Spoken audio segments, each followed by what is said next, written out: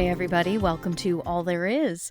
I know it may seem like a somber topic, but I posted recently the 5 stages of losing my husband, which has a divorce theme and the grief that we suffer around divorce. And while I know it's not a happy topic, this podcast is all about sharing the human experience, and grief and loss, of course, is part of that. So my intention in sharing it is hoping that maybe it will resonate with someone and we can have that connection and that sharing. And I know for me, when I realize that other people are going through what I'm going through, or maybe suffering or experiencing what I'm experiencing, it makes me feel better. It makes me feel less alone.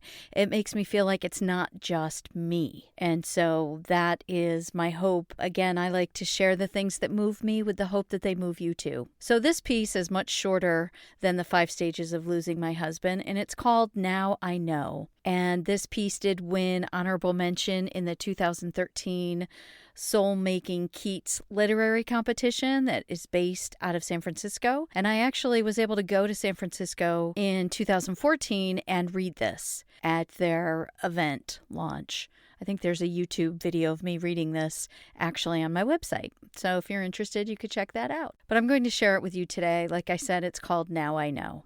If I had known that night, that ordinary Tuesday night, that it would be my last one watching TV with you, I would have sat next to you on your couch, our legs touching. Maybe I would have held your hand. If I had known that it would be the last time I shared a bed with you, I would have paused, inhaled your scent, drunk till I was full of it. If I had known, my hand would have lingered longer when I reached out across the divide of our king-size mattress to your t-shirted back. My fingertips would have known your worn cotton for a moment longer. If I had known how quiet it would get, I would have memorized your snore, my earplugs cast to the floor, my eardrum vibrating in tune with your sound. My breaths would have come in sympathetic resonance with yours. If I had known that by the very next night, I would know a different you, a different us, a different world, one where you love someone else, one empty of you, I would have stayed in our world longer, just a bit more before I fell asleep. Maybe I would have stayed awake all night and watched you instead, capturing the image for all the nights to come.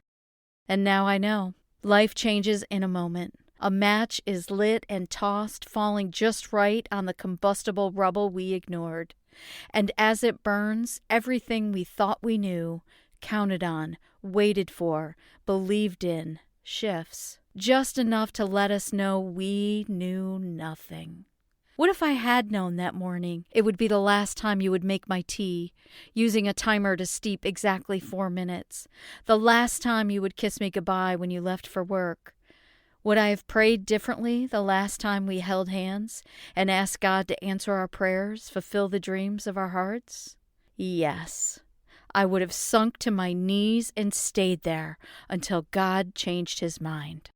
So there you have it. That is a short piece. I know it's a universal experience of how life really can just change in a moment. And it can be a phone call that tells us someone we love is hurt, or even worse, maybe died. It can be being called into a meeting and you get there and HR is there and you think, oh shit, this is it. I'm going to lose my job. It could be, finding out something horrible in your marriage, a betrayal, a lie, someone leaves you. All of those things, something happens with her children, fires burn houses down. I was just talking to one of my friends over the weekend. Her and I were going back and forth and moaning about different things in our life. And she said, yeah, well, the house up the street had a fire Friday night and lost everything. So, we have to keep things in perspective. It can be any of those things, but it happens in a moment, right? In the blink of an eye. And even though I'm not in this headspace anymore, and I wrote this 10 years ago, so I'm happy to report that I am through that period. I'm actually remarried to a wonderful person, and I can honestly say now that I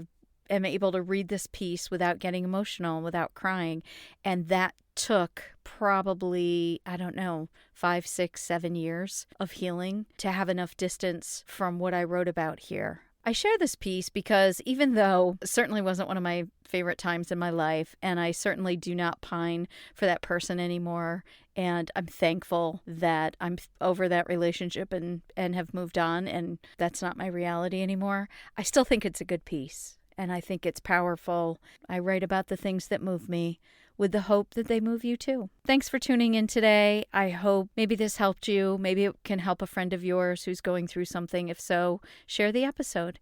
All of my episodes are available online, and you can find them at kellybargabas.com. You can send me a note. You can also listen on Apple, Spotify, Amazon, anywhere you can get podcasts. I've kept all my old episodes out there, so check them out. Thank you for your time today. I appreciate you. And until we meet again, take care.